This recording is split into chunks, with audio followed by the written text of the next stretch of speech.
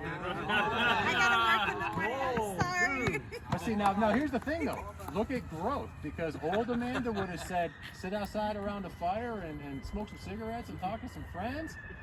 But now new Amanda said, work comes early. Yeah.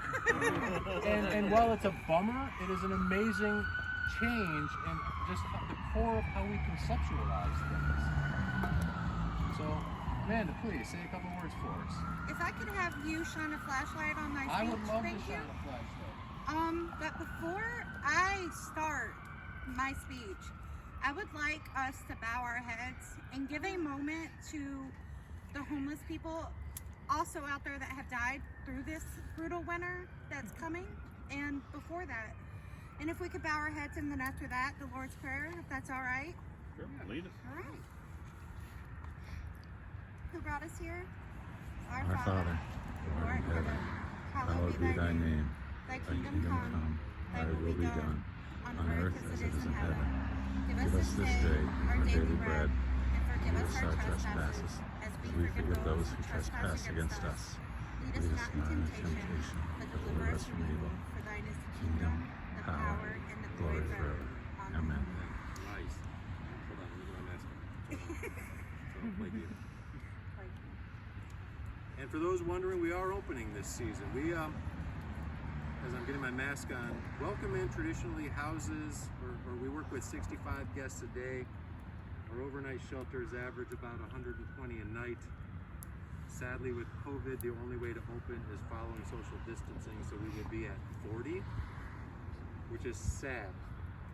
The benefit that we see is Lori, who is our caseworker, who works countless hours to try to deal with the hundreds of people we see each season, this season might actually be able to dig in and work to the level that she was with Amanda, because for that little bit of money we get from the county, the volume of paperwork that gets required is enormous.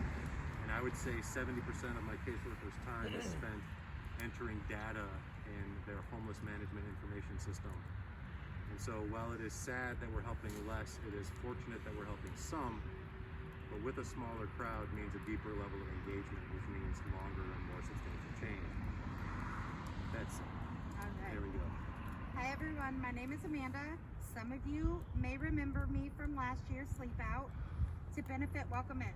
I am happy to see you again. I am also happy to let you know that I am still progressing with my journey towards a better life. As I shared last year, I moved from Tennessee to live with relatives in Michigan in late 2018. Unfortunately, that did not work out. I was struggling with addiction and mental health issues. My Michigan family was also struggling with those issues. I knew I could not stay with them anymore, but I had nowhere to go. I searched online and found Welcome In. I became a guest of Welcome in January 2019. Welcome In not only gave me shelter, food, and care, they also gave me encouragement and direction. Welcome In continues to impact my life in so many ways. I feel I have made a bond that will last a lifetime.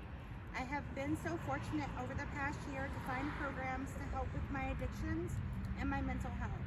I found a 3-quarter house that brought structure into my life. My mental health medications are now balanced and working well for me. All of that, along with my Welcome In support, has been such a blessing. My recovery has not been perfect. I did have a brief relapse. I relapsed, but I got right back into my program. I now have an amazing sponsor. I am on my 9th step of my 12-step program. Most importantly, I am so happy to say on November 9th, I have been clean and sober for 11 months. Thank you so much for coming out to support Welcome.